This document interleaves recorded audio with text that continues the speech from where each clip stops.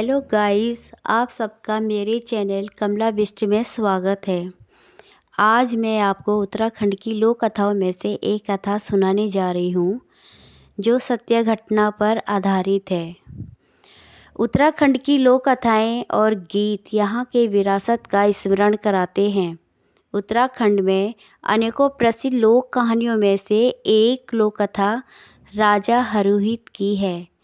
राजा हरुहित कुमाऊं की संस्कृति और आस्था के प्रतीक हैं। न्याय के लिए गुहार करने वाले लोगों का विश्वास है कि राजा हरुहित सही न्याय करते हैं और लोग राजा के दर्शन के लिए दूर दूर से आते हैं।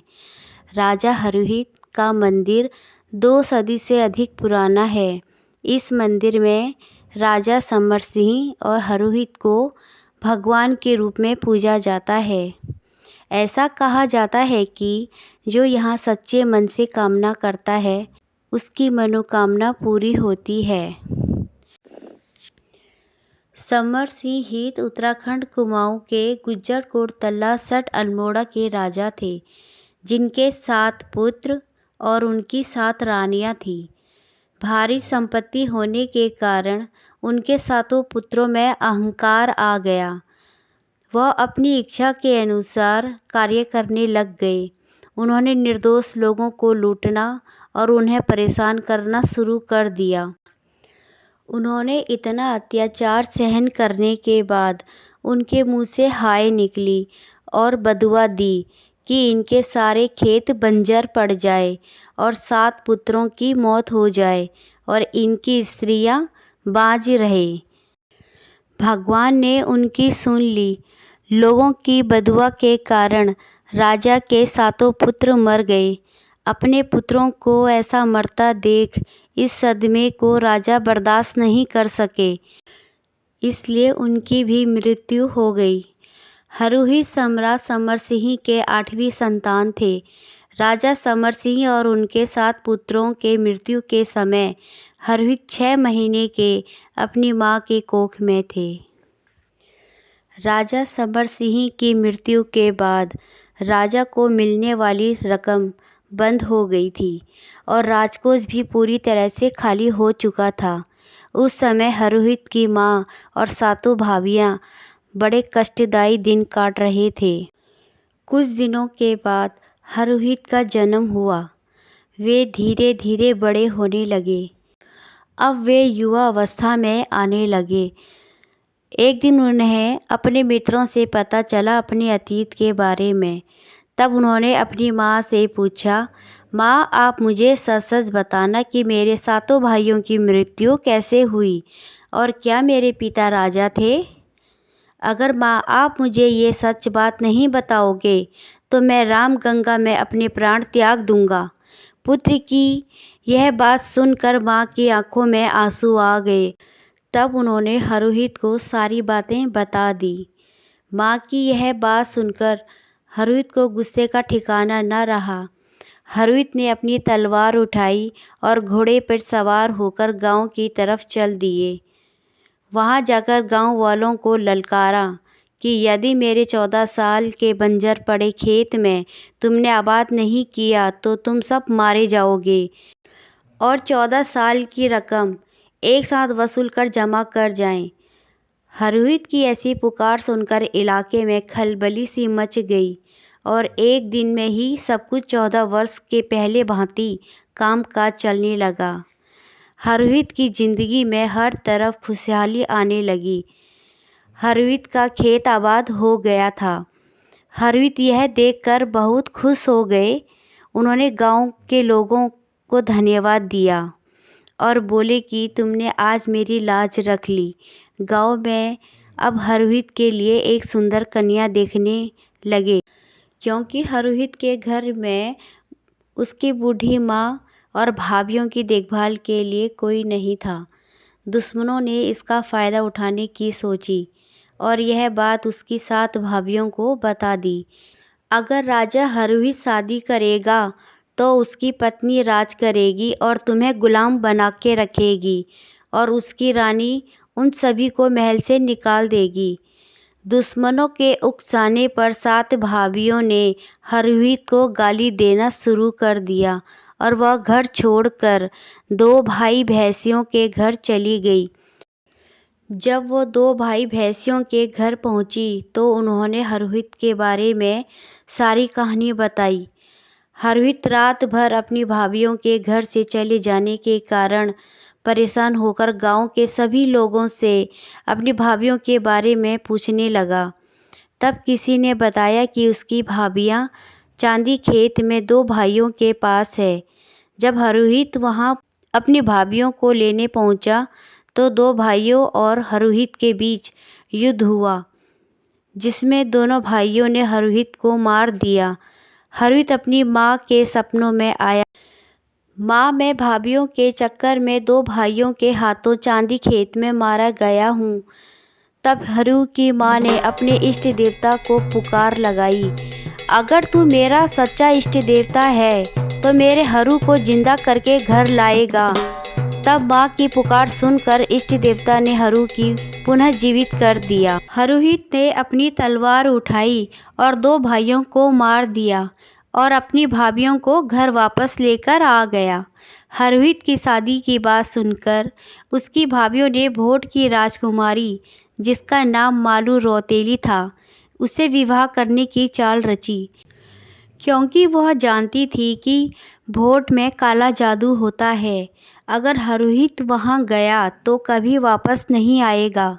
हरहुत ने अपनी भाभियों की बात मान ली और अपने इष्ट देवता के मंदिर में गुहार लगाई, हे इष्ट देवता, अगर मैं भोट की राजकुमारी मालू रौतेली को ब्याह कर लेकर आ गया तो तुझे 7 जोड़ी बकरे और हिनाऊ बैद्यनाथ में सोने का कलश चढ़ाऊंगा, जो आज भी लोध के बागेश्वर मंदिर में स्थित है।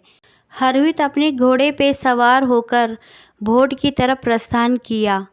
जब हरहुत भोट पहुंचा तो उसे मालू रौतेली देवी मंदिर में मिली।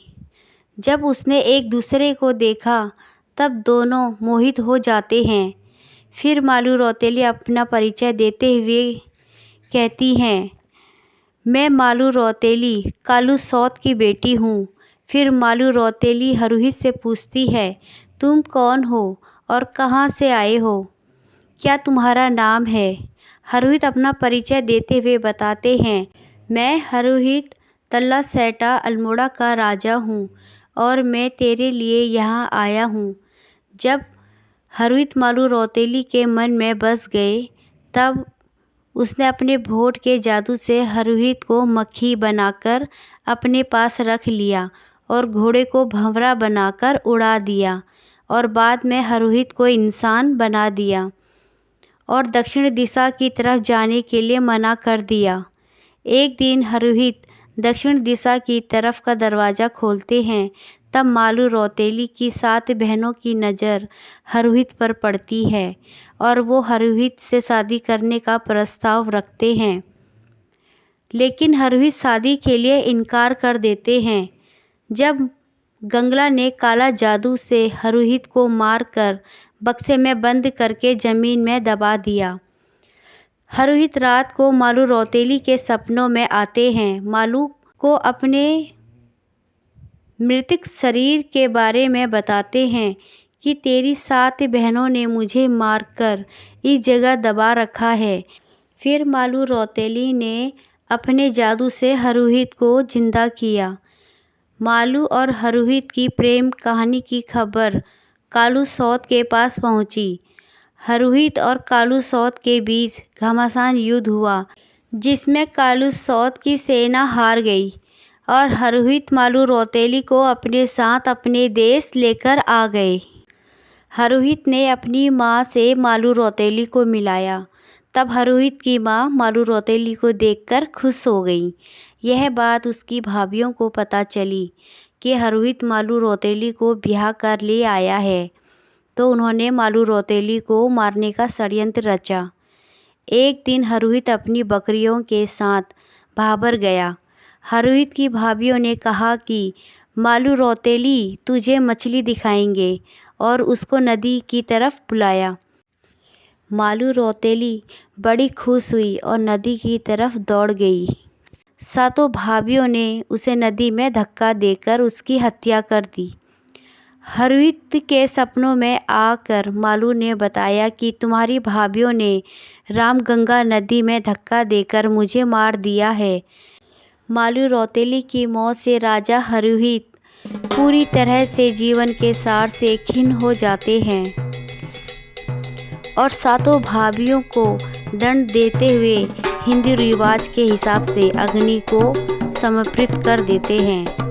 आगे माँ से आग्रह करते हैं कि माँ, अगर तू सच्ची है तो अपने सांस को रोककर प्रभु के चरणों में अपने प्राण रख दे। माँ ने उसी टाइम अपने प्राण प्रभु के चरणों में रख दिए।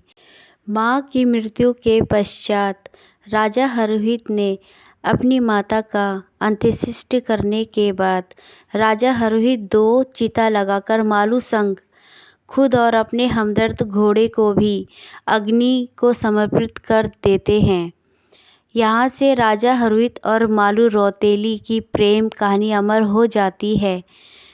राजा जी के मंदिर में एक सुरंग है जो कि मंदिर से अंदर ही अंदर निकलते हुए हसीडुक पर मिलती है, जो कि रामगंगा नदी पर है। राजा जी के ज़माने में वहाँ से उनके लिए पानी लाया जाता था और राजा जी का परिवार वहीं नहाया करता था।